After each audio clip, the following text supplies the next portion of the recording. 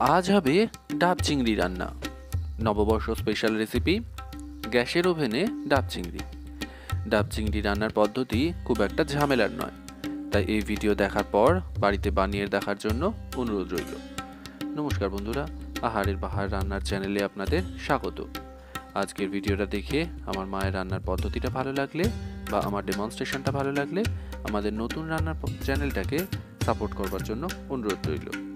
Like, share, subscribe করে দিতে ভুলবেন না। মূল রান্না শুরু করার আগে কিছু ছোট কাজ সেরে নিতে হবে। ডাব তো নেওয়া হয়েছেই, বাজার থেকে ডাবের মাথা কেটে তার ভেতরে জল বের করে আলাদা করে সংগ্রহ করে রাখা আছে।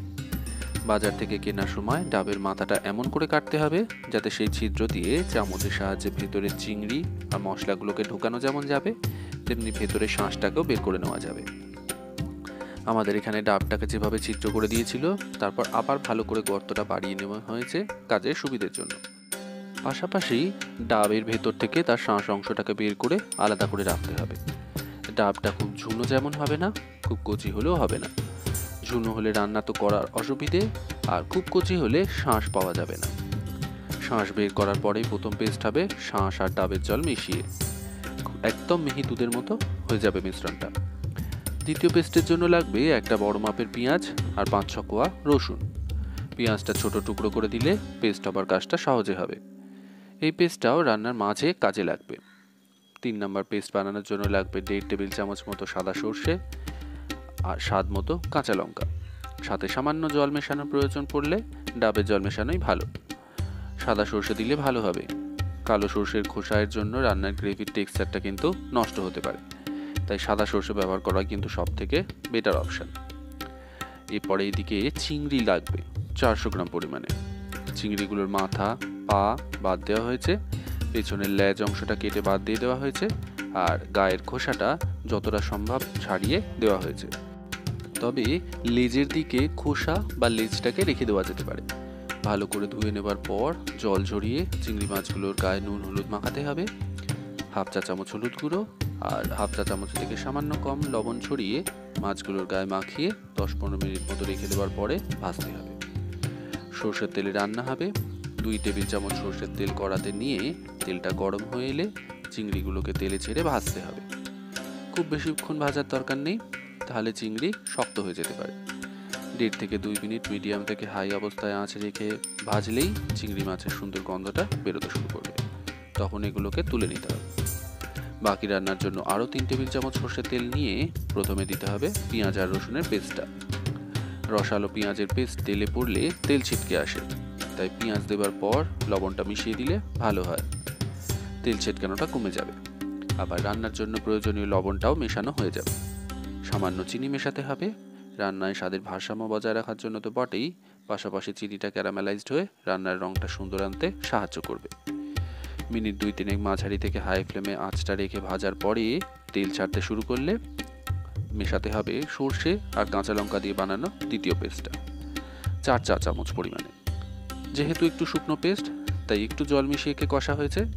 সব থেকে গুরুত্বপূর্ণ যেটা, ডাবের জল মেশানো হয়েছে, সাধারণ জল কিন্তু মেশানো হয়নি। সর্ষে বাটা খুব বেশি কষলে তিতকুটে হয়ে যায়, তাই মিনিট খানেক মতো নাড়াচাড়া করে কষে নেওয়ার পরে ডাবের শাঁস আর ডাবের জল দিয়ে বানানো মিশ্রণটা দিতে হবে। সর্ষে বাটা দেওয়ার পর কষার সময় আঁচটা মাঝারি করে কষাই ভালো, খুব হাই করে কষলে কিন্তু ধরে যাওয়ার সম্ভাবনা থাকে। আর তখনই 1/4 চা চামচ হলুদ গুঁড়ো মিশিয়ে দিতে হবে। লঙ্কা গুঁড়ো দিলে রান্নার রঙটা নষ্ট হতে পারে। এদিকে নারকেলের শাঁসের মিশ্রণটা বেশ জলীয়, তাই রান্নাতে দেওয়ার পরে আঁচটা হাই করে রেখে একে 3-4 মিনিট সময় ধরে কষে দিতে হবে। ডাবের মুখের ছিদ্রটা বাড়িতে নিজে হাতে করলে একটা সমস্যা হয়। কাঁচা হাতের কাজ, ছিদ্র বানালে ডাবের মুখের যে অংশটা কেটে বাদ দেওয়া হলো সেটা হয়তো ঠিক মতো হয় না, আর ওই ছিদ্র থেকে আলাদা করা ডাবের অংশটাই ঢাকা দিয়ে কিন্তু সিদ্ধ করতে দিতে হয়। তবে বিকল্প পদ্ধতি অবলম্বন করা যায়। এদিকে রান্নাতে বলি মেশাতে হবে ভেজে রাখা চিংড়িগুলো।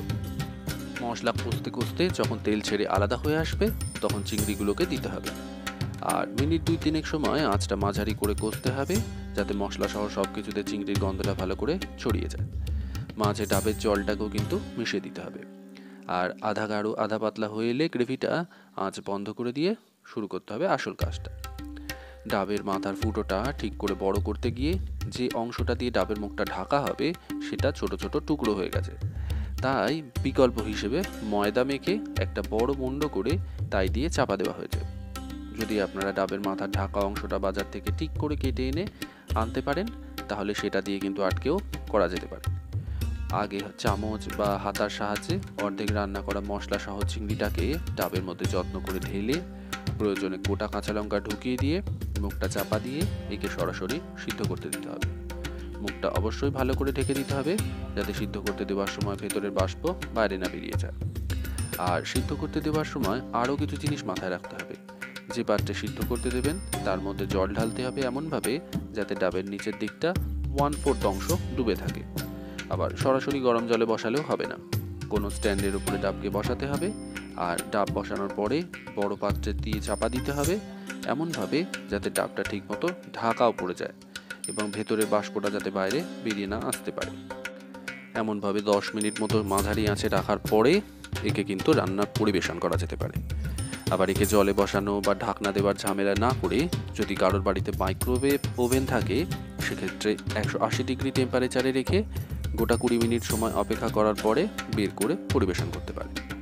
কমেন্ট করে জানাতে ভুলবেন না কেমন লাগলো আজকের ডাব চিংড়ি রান্না।